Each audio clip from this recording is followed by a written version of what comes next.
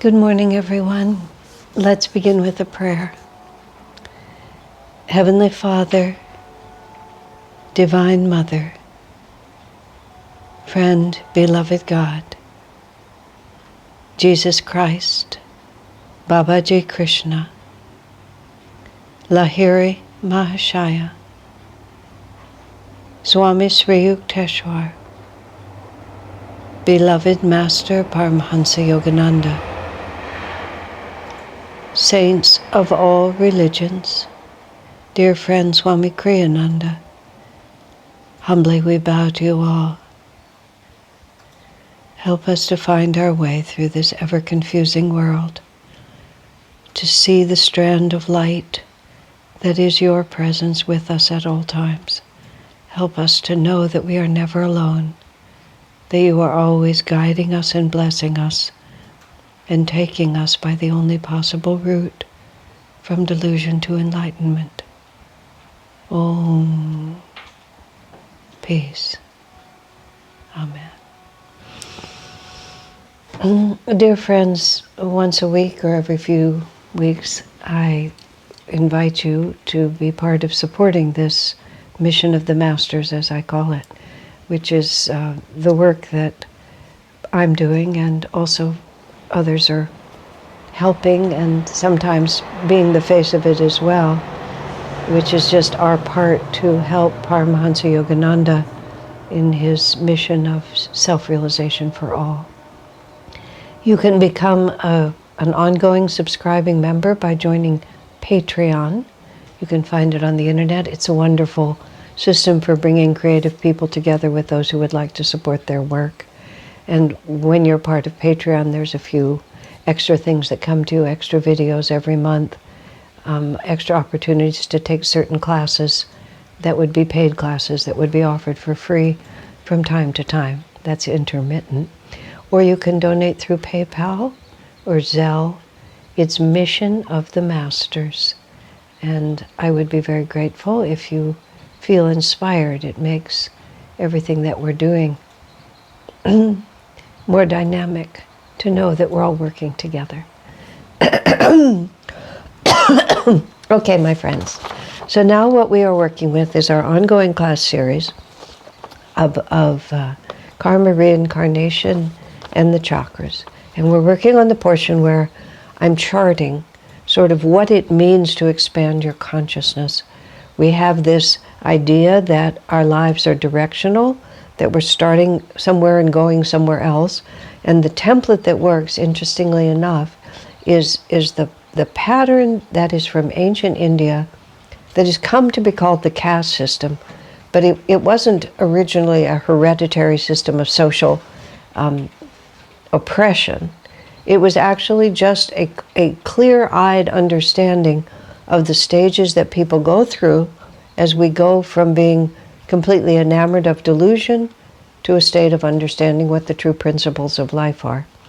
So I'm in the middle of the third category, which, to put it in simple English words, I'm calling truth-seeking. It's the Kashatriya class, according to the ancient system, not in the broadest sense, because the Kashatriya is the archetype that represents that. It's the soldier. The archetype of the soldier is he or she sacrifices all personal desires and comforts because their happiness comes from living for a high ideal and sacrificing for that ideal. And we call it truth-seeking because there comes a certain point in our progression through these stages from just pure indifference and an unwillingness to put out energy to being motivated by, as long as there's something in it for me, and then gradually begin to understand that the inner reality and the principles that I live by are actually the key to happiness. Everything about this is not a dogma or some sort of outsider's perspective.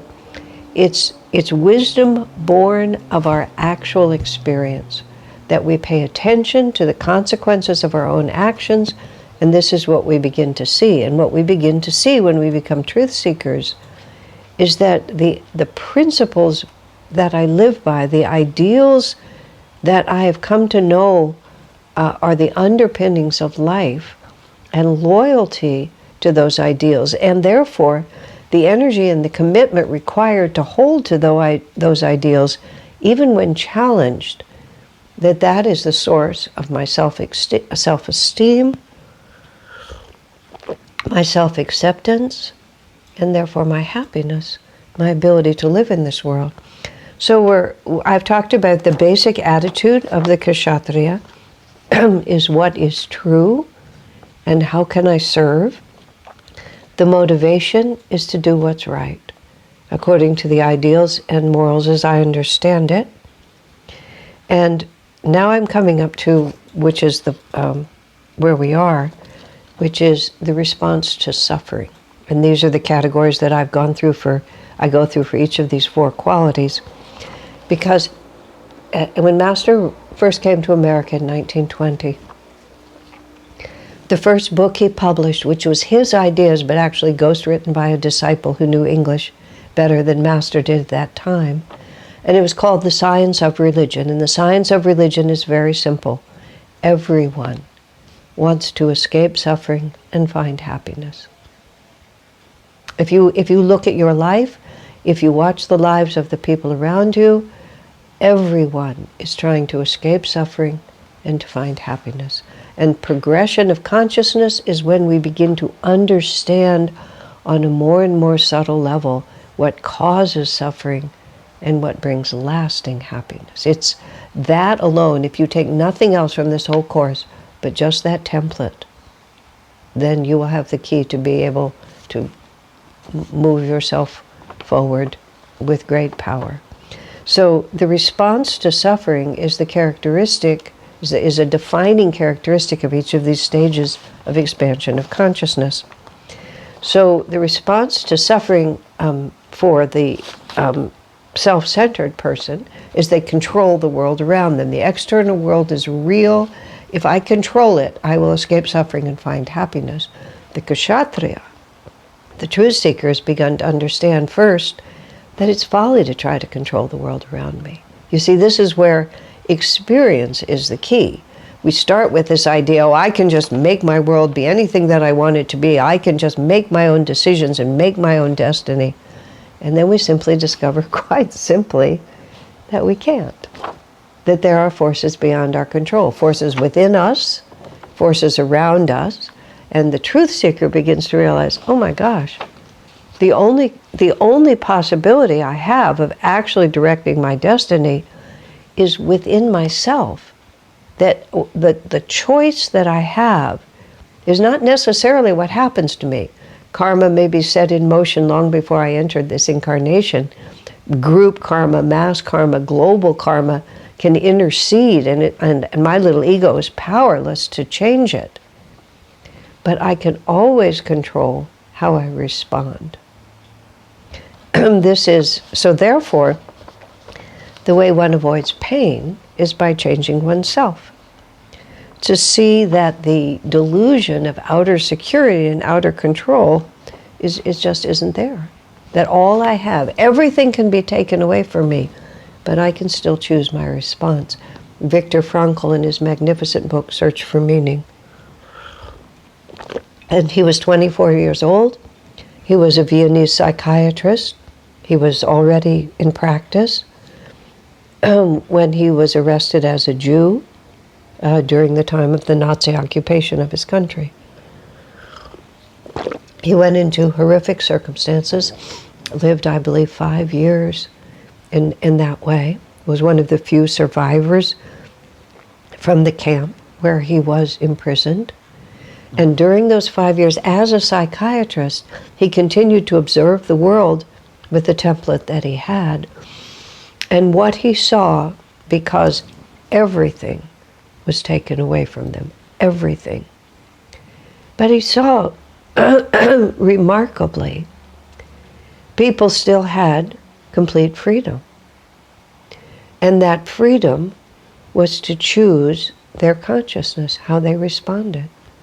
And when he was released and had a long and very fruitful professional and personal life afterwards, that became the cornerstone of the psychiatric care that he gave to people. You have to find within yourself, you have to find meaning in life within yourself, and then you need to adhere to it. And that is the Kashatriya principle. Now, it beings, excuse me,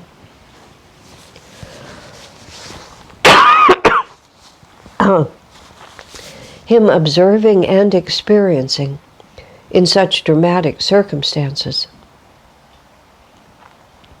made his teaching extremely powerful, but it's classic. So the Kshatriya's response to pain is to realize that I always have the choice within myself of how do I respond. And that's where the soldier's point of view comes in, because when you think, as the archetype, because when you think of the soldier, you think of him being in battle, people are shooting at him, he's trying to kill people, his circumstances are extremely hard, but he goes forward because he's living for an ideal that he understands. Well, the ideal of the Kshatriya, when you're not living the archetype, when you're just living your own life, is that my consciousness is what I have. I was hearing someone recently quoting to me Byron Katie, who does wonderful work of a very creative, very original type. And one of the things that she said, which was fascinating, she said, death is the only thing we get to do all by ourselves. Now, that's like turning the conventional idea right on its head, because many people think that death is terrifying because we're completely alone. We have to do it all by ourselves. She just put it the other way. It's the only thing we get to do all by ourselves. Birth, of course, is a cooperative effort with a physical mother and a physical father, but death belongs only to us. And what that's actually saying, and it's interesting because when I was about 18, I had a very profound, hours-long meditative experience contemplating death. And it was a profoundly motivating for the rest of my life. But the way I put it was not death, but in the end, death was the dramatic catalyst. But what I realized, what death demonstrates, is that all we ever actually have is our own consciousness. This is what Viktor Frankl found when he was taken into the concentration camp. For him, what he was clinging to was not diamonds or jewels or money, but it was a manuscript he'd written, his book, his first book. He'd written it, and it was his prized possession. And in those days, the 40s, the physical copy he had was the only place it existed. And the guards who were arresting him just ripped the papers away from him and just threw it on the trash heap. And in that moment for him, dramatically, he realized that there's nothing in this world that you can hold on to. Already his mother and his wife and his other relatives were all taken from him. He realized, I have nothing. I have nothing but my own consciousness. Now, on one hand, you see that can be terrifying. But on the other hand, it's extraordinarily liberating. That's why Byron Katie's turning of it was so beautiful. I get to do this all by myself. This is my own destiny. But you see, that's what we're saying. This is my own destiny. Now, of course, when we get into truth sharing, we understand we are not alone. We are part of a greater reality. We are constantly surrounded by angels and teachers and the spirit of our friends, whether they're physically, and our loved ones, whether they're physically with us or not. The power of love is what we're talking about, is not material and is not affected by the material change. To use Viktor Frankl as an example again, all through the years that he was in the concentration camp, he often talked to his wife, who physically she wasn't with him. He talked to his wife, he had conversations, he communed with her. She was vividly present for him. She died almost immediately after she was arrested. So there was no physical form of his wife during all those years, but the soul, the spirit that that was their true connection was untouched by physical change, because we always have our consciousness. So when we become truth seekers, and that word is very important here, because we're no longer answering the questions of life from what I want to be true. This is what I want to be true. This is what I have to have true. One of the things that we do when we're self-centered, you see, is we create a universe based on my preferences. I want this to be true. This works for me. This protects me if I think this is true. This is easier, whatever it might be. A true seeker is not motivated by distorted emotional preferences. The true seeker just simply wants to know what is. Swami Kriyananda was extraordinary in that respect. He just wanted to know what was true. And he didn't protect. He didn't protect himself. He didn't protect other people. He was very considerate of other people. He responded appropriately. But he didn't distort the truth in order to make people feel better. Because what is the point? It's just a self-centered action declaring reality to be what I want it to be.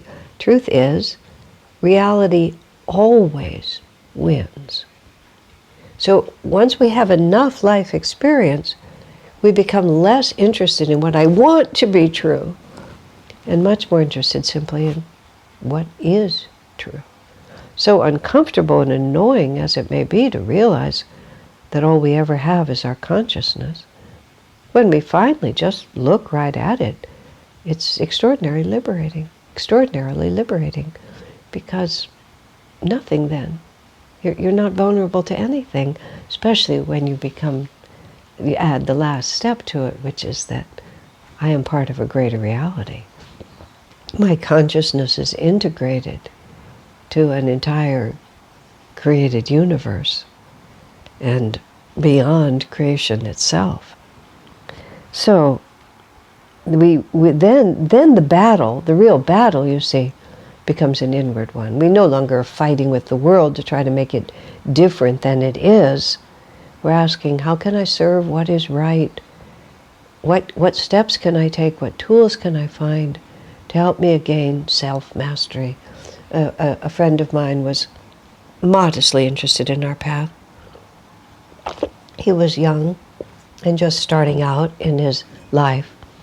And he had he was wise enough to see the philosophical wisdom, and he was also attuned enough to perceive that those of us who lived according to these principles had something that he found extremely admirable. But he had many worldly desires, and he was afraid, because I being his primary contact, he saw that I had lost interest in many of the things that still interested him, and he was afraid if he embraced my philosophy, he would lose the satisfaction of fulfilling those desires. So I asked him the question, I said, what is the greatest obstacle to your success? And because he was introspective and intelligent, he said, myself. You know, my lack of diligence, my misunderstanding of circumstances, my emotional insecurities, everything. It was all true. I said, so self-mastery would be something that could help you do whatever you chose to do once you mastered yourself. Yes, he said. So you see, what we're talking about in truth-seeking is we're talking about self-mastery. And then once we have self-mastery, we can direct that energy wherever we want to direct it. And we become our own best friend instead of the biggest obstacle to our own success. So there's also the question, the other criteria of the four that I'm using, your basic attitude, your motivation, how you deal with suffering, and how you relate to other people. How do you have your relationships? Relationships for a truth-seeking person are synergistic, if you want to call it that way, where all energies work together for the greatest good. And such relationships are self-giving. We're not in it for what can I get, because our principles, we're living now by principles, and the principle of generosity is also there. But true generosity is based on a true perception of reality. It's not a sort of self-sacrificing, I'll do everything for you, but underneath it is that motivation, and then you'll take care of me. It's truly, I will do what's right.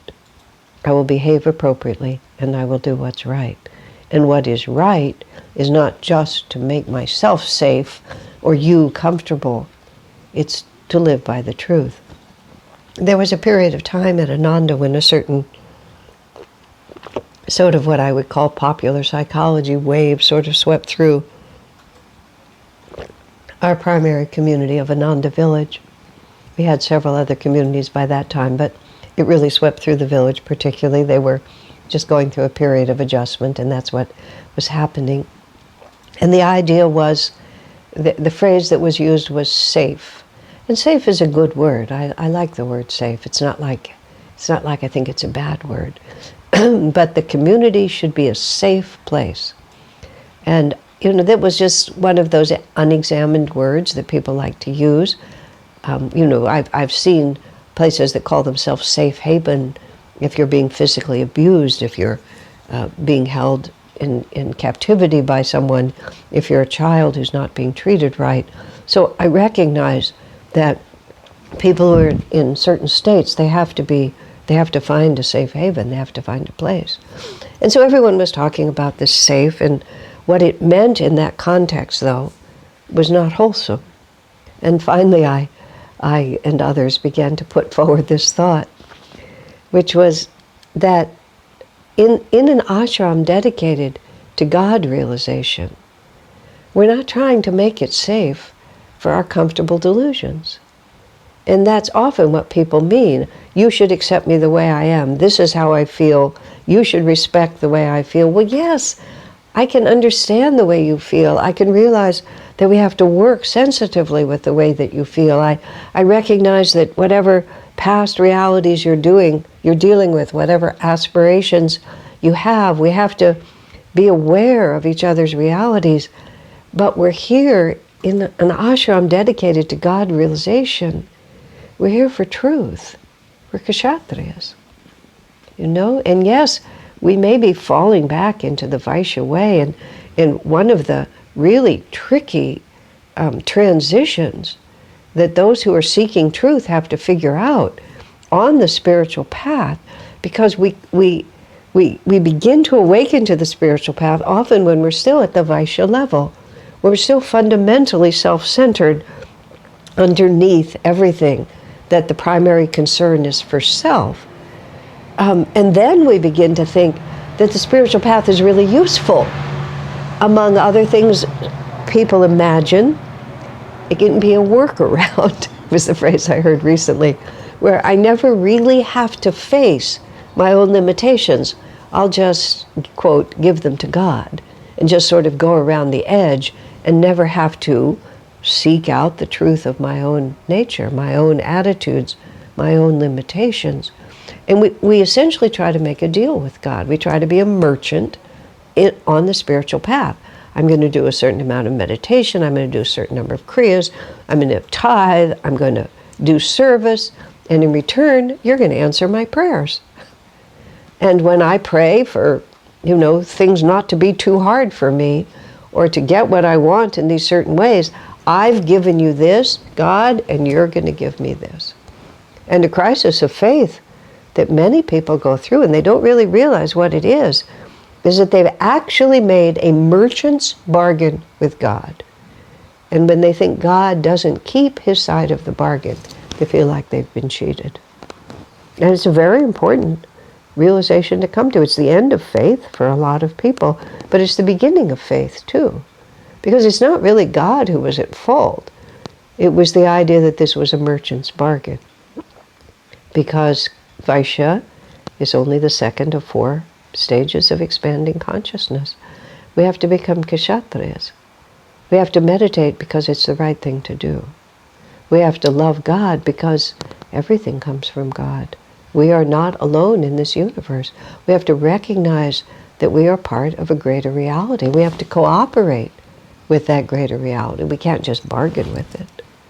And so we often find ourselves as we're moving, through our spiritual life, that there comes a point where if we are actual truth seekers, and if we apply, the fine examining lens of what is true to our own nature, which is honest introspection, and to realize, what attitude am I holding? I'm trying to be generous and God-loving and self-offering, but I really feel like I'm owed, and I didn't get what I was owed. I mean, that is Vaishya just right there. Value given, but only for value received. But the Kashatriya lives by principle. It's my responsibility to be generous. Swamiji, there's a little story Swami tells, I think it's in his own autobiography, but it doesn't matter where. He just talked about when, in the early 60s, when he was all on his own before he started Ananda, he was driving down near Big Sur. He picked up a hitchhiker. The hitchhiker gave him a very hard luck story about what he this and this, and Swami was pretty sure the man wasn't telling the truth, and it turned out he wasn't. He found out later. But Swamiji thought, well, he's down on his luck, clearly. And if the story he's telling me is true, I would feel terrible for not helping him. Swami had very few resources, but he took the money he had and he gave half of it to this man. And the man said, I'll pay you back for sure. I don't want you to, quote, lose your faith in human nature. That's what the hitchhiker said to Swami. Swami laughed. And he said, I'm not giving this money to you because I trust you. He said, I lost my faith in human nature a long time ago. Human nature just is what it is. He said, I'm giving this money to God, through you, but to the divine. I'm being generous because it is my moral principle to be generous. That's not what Swami said, but that's what he was saying. He was a Kshatriya. How can I serve? I am part of a greater reality. What can I do to be an uplifting force in this world? Not for what I get back, but because it's the right thing to do. And that in itself sets up the magnetism. And there is a divine law here also, which is as you sow, so shall you reap. But it's not something that we measure step by step. Many of the most spiritually minded, spiritually active people in the world are persecuted worse than anyone else. So it's not an easy life that we're promised. I ordered an icon from a place called Monastery Icons, and as a consequence I get their emails on a regular basis, which I enjoy getting, because periodically they'll send me a picture, an icon of some saint I've never heard of with a little story about him. So recently I found out about Father Solano, who was a Catholic priest who lived in Detroit and New York City in the middle of the 1900s. I'm not sure when he died, 1960, 70, something like that. He's not yet a saint, according to the Catholic Church, but he's advanced to being a blessed, I believe. And here is one of his expressions, which I just loved for its simplicity and its truth. Don't pray for an easy life. Pray to become a stronger person. Don't pray that your tasks equal your power. Pray for the power to equal your tasks. Isn't that simple? What is the purpose of life? Is it to be easy and pleasurable? Or is victory measured by the expansion of our consciousness, our self-honesty and looking for the truth, and our determination to live by it as we understand it? God bless you, my friends.